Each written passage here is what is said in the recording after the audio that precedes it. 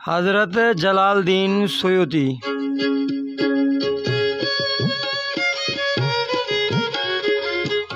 Jalaluddin Suyuti वक़्त जो वॾो दीनी बुज़ुर्ग, मुसन्निफ़ ऐं उस्ताद थी गुज़रियो आहे। संदसि नालो अबू अल फज़ल अब्दुर्रहमान बिन अबू बकर जलालुद्दीन सुयूती हो।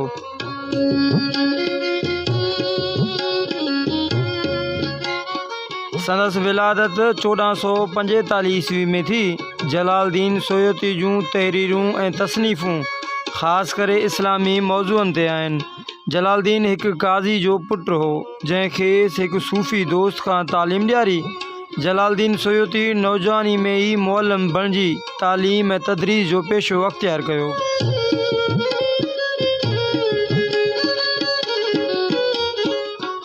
1486 ईस्वी में जलालुद्दीन सुयूती खे काहिरा में बेबारस मस्जिद में ख़तीब मुक़ररु कयो वियो।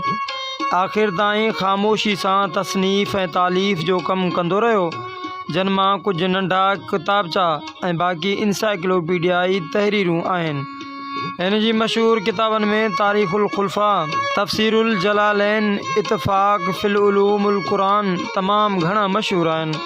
उन खां सवाइ संदसि किताब अल मज़हर फ़िल उलूम फ़ी लुग़तो वला नवायत हिकु लिसानी इंसाइक्लोपीडिया आहे, जंहिं में अरबी अदब जी तारीख़, इल्म मुआनी, इल्म बयान, इल्म अलसवात ऐं मारफालाजी जहिड़ा मौज़ू शामिल आहिनि। अलामा जलालुद्दीन सुयूती 1505 ईस्वी में वफ़ात कई।